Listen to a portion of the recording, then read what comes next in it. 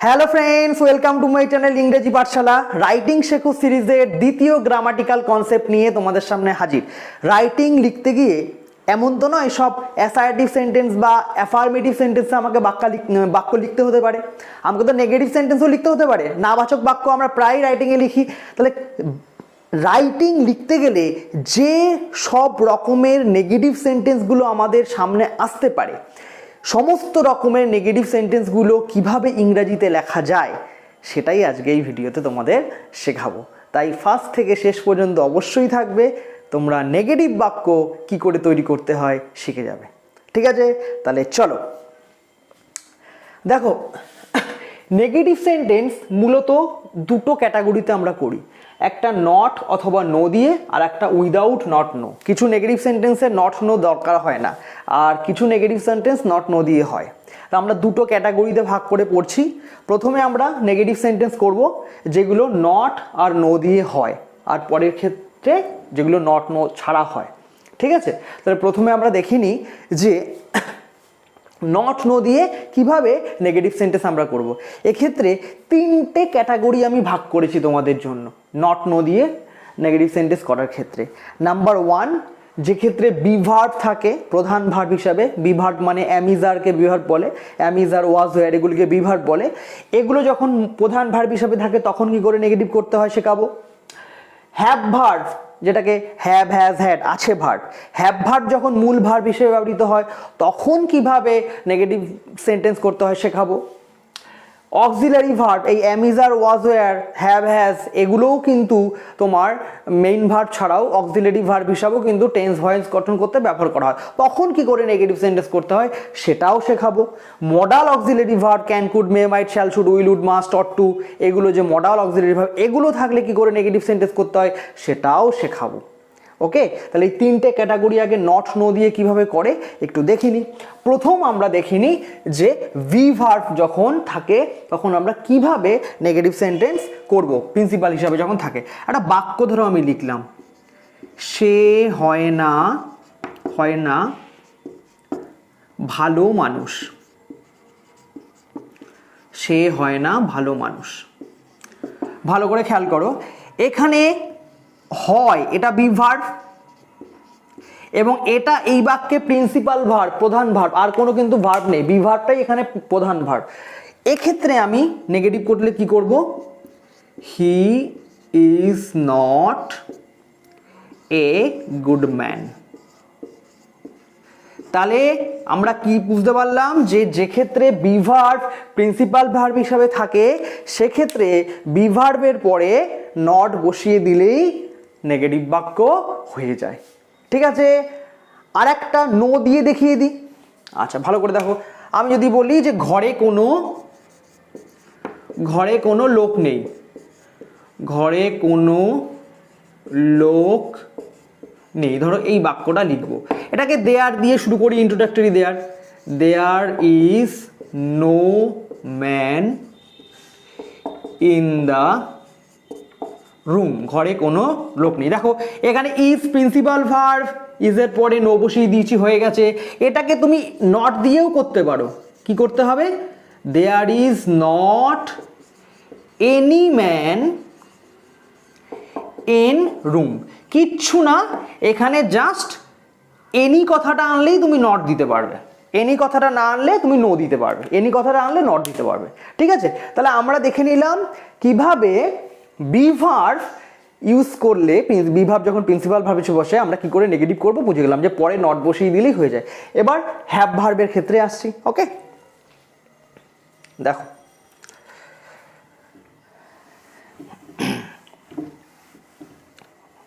এবার দেখো have verb আছে ভার্ব, ধরি আমার লিখি যে একটা আমি বাক্য লিখছি, আমার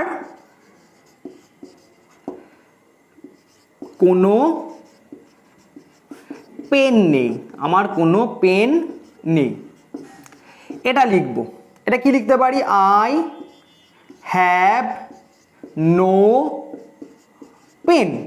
হ্যাভ ভার্ব প্রিন্সিপাল ভার্ব হিসেবে বসেছে, প্রধান ভার্ব আছে ভার্ব, এটা হচ্ছে প্রিন্সিপাল ভার্ব, তারপরে নো বসিয়েছি, হয়ে গেছে। এবার এটাকে তুমি নট দিয়েও করতে পারো, নট দিয়ে করলে কিচ্ছু না, এটা ডু নট আনতে হবে। I do not have any pen.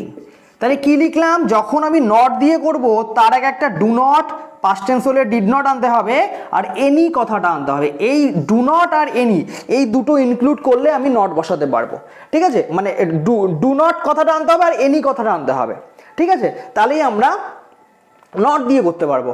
আর যদি নো বসাই তাহলে আমার সেক্ষেত্রে এনি আনার দরকার নেই।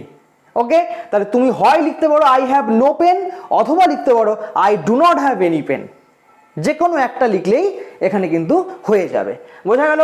তাহলে হ্যাভ ভার্বের ক্ষেত্রে কি দেখলাম, হ্যাভ ভার্ব যখন প্রিন্সিপাল ভার্ব হিসেবে বসে তখন হ্যাভ ভার্বের পরে নো অথবা নট বসিয়ে দিলেই কিন্তু তোমার নেগেটিভ বাক্য হয়ে যায়। যদি হ্যাভ ভার্বের ক্ষেত্রে তুমি নট বসাতে চাও সেক্ষেত্রে তোমার এনি কথাটা আনতে হবে। ওকে, আচ্ছা, এইবার পাস্ট টেন্সের ক্ষেত্রেও একই, আমার পেন নেই, আই হ্যাড নো পেন, আমার পেন। এবার যদি এটাকে নট দিয়ে করো, আই ডু এর জায়গায় ডিড নট হবে, I did not have any pen, ঠিক আছে? ওখানে ডু নট আছে, ওখানে ডিড নট হবে, I did not have any pen, আমার কোনো পেন ছিল না। ওকে, একই রকম ব্যাপার। তাহলে হ্যাভ ভার্ব আর তোমার কি বললাম বি ভার্বের ক্ষেত্রে কি করে নেগেটিভ করে বুঝে গেলে। এবার আসি অক্সিলারি ভার্বের ক্ষেত্রে। ওকে, চলো দেখো, এই am, is, are, was, were এগুলো কিন্তু অক্সিলারি ভার্ব হিসেবেও বসে। আমি দুটো, একটা অক্সিলারি দিচ্ছি, একটা মডাল দিচ্ছি। আমি যদি বলি সে স্কুলে যাচ্ছে না, সে স্কুলে যাচ্ছে না, এটা ধরো দিলাম, ঠিক আছে? সে স্কুলে যাচ্ছে না। এইবার এখানে এটা তো কন্টিনিউয়াস টেন্স, কন্টিনিউয়াসের নেগেটিভ করব।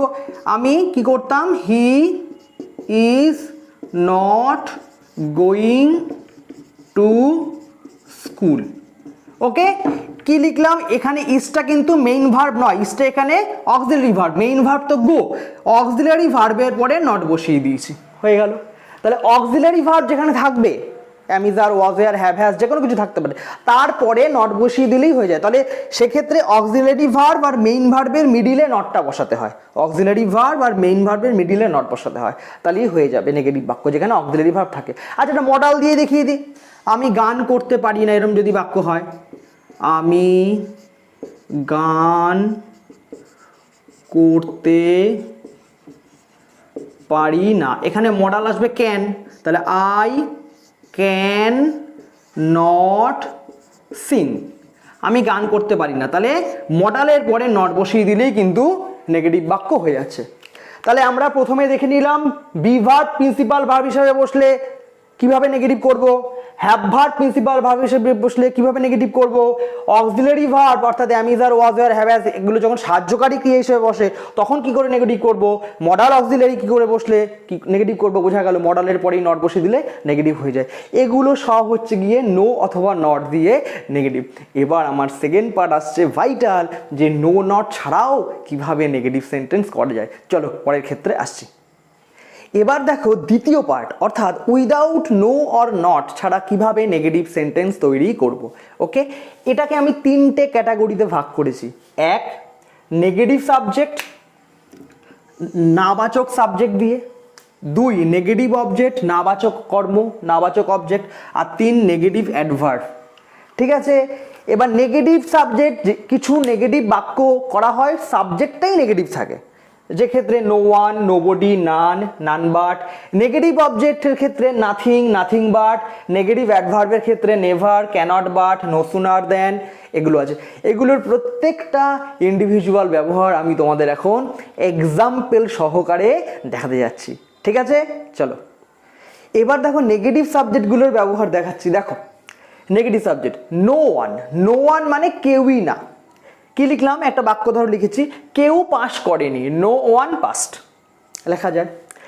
নোবডি দিয়েও এই সেম বাক্য লেখা যায়, নোবডি পাস্ট, কেউই পাস করেনি। তো তোমার মনে প্রশ্ন আসতে পারে যে what is the difference between the usage of no one and nobody.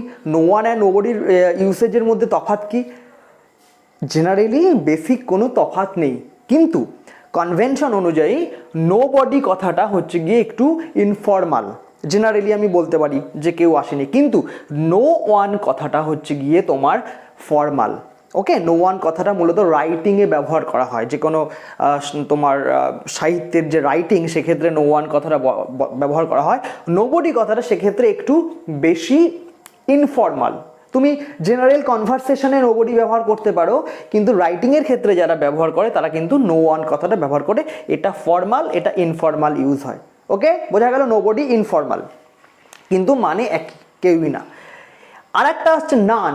নান কথাটা এক্ষেত্রে আমি একটা কথা বলে দিই, নোবডি আর নো ওয়ান দুটোই কিন্তু মানুষের ক্ষেত্রে অর্থাৎ প্রাণীবাচক, হিউম্যান ম্যানের ক্ষেত্রে।